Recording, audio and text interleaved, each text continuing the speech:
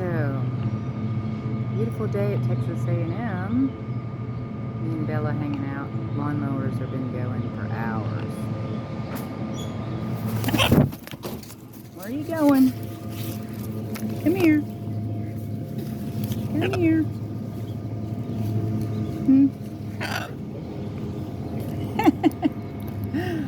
Yeah. Nah, she won't do that. It's gonna be okay. Yeah, she's good. She just spooked because y'all came from behind.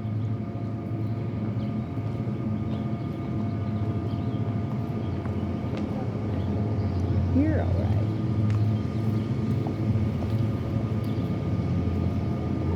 You okay now? Huh? You okay now? Yep.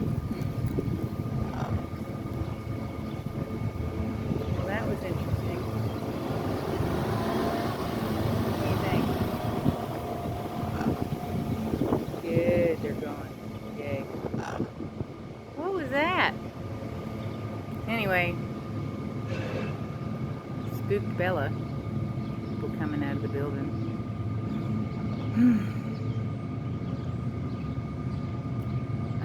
This is all for the, like, I don't know, employed people in the world.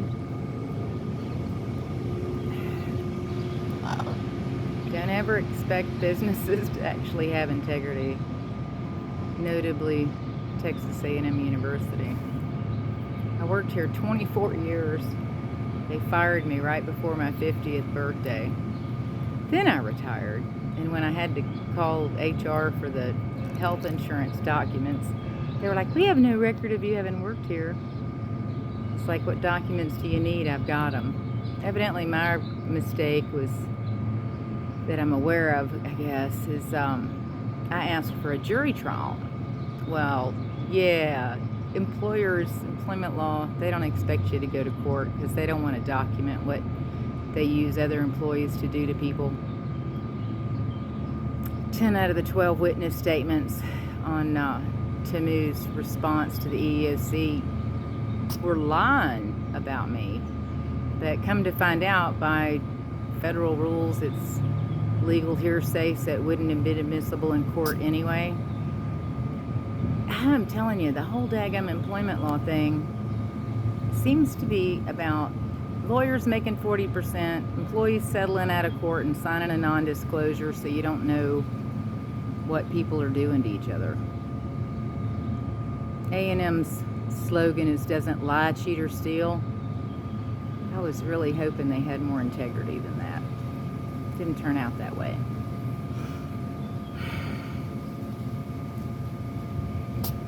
And it's a beautiful campus.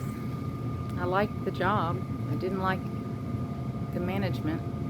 I wondered why in the world things did what they did. I had 3 different careers, and each career some supervisor yelled at me to try and start an argument. The first one yelled at me about my hair was too long, too red, and too curly to be professional. The second job wrote me up for being female. The third job stood beat on the desk screaming at me, daring me to file another complaint with HR. Ironically, I was fired for work performance.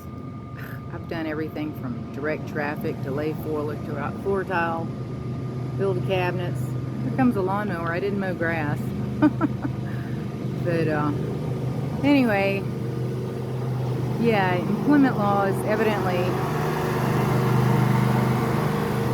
set up so that they just write you a little check and you sign a non-disclosure.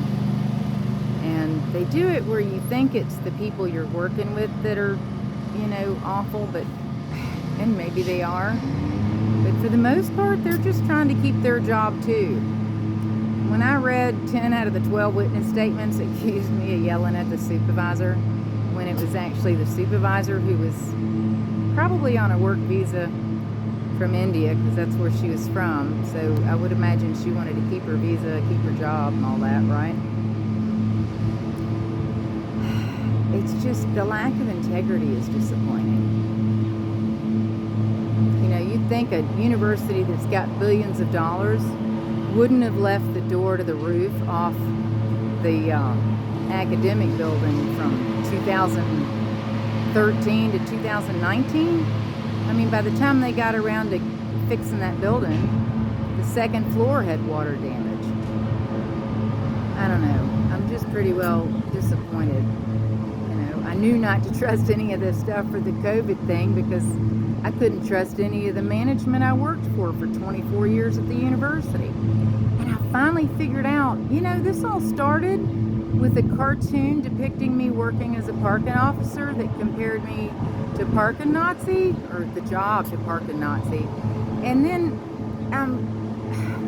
there's a POW museum nearby in Hearne, Texas.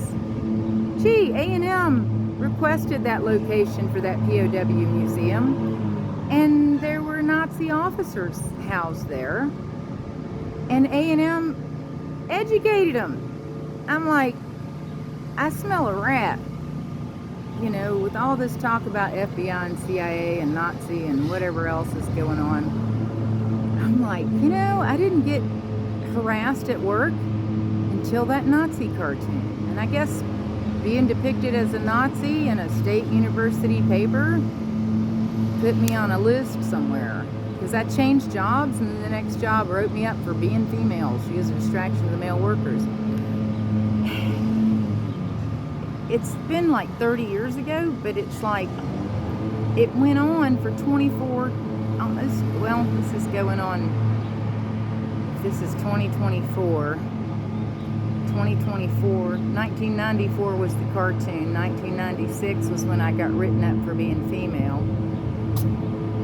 2015 is when I finally filled out an EEOC complaint because they restructured the department to make it look like I didn't work for James Rayner. You know, now I realize everybody I worked for was being manipulated on some level. I mean, I drew 4 years of the safety newsletter cartoon. It was never mentioned in any of my evaluations. From 2007 till 2015, they would annually write me up for being late to work, and there was no time clock, and all my bi-weekly time sheets were timely.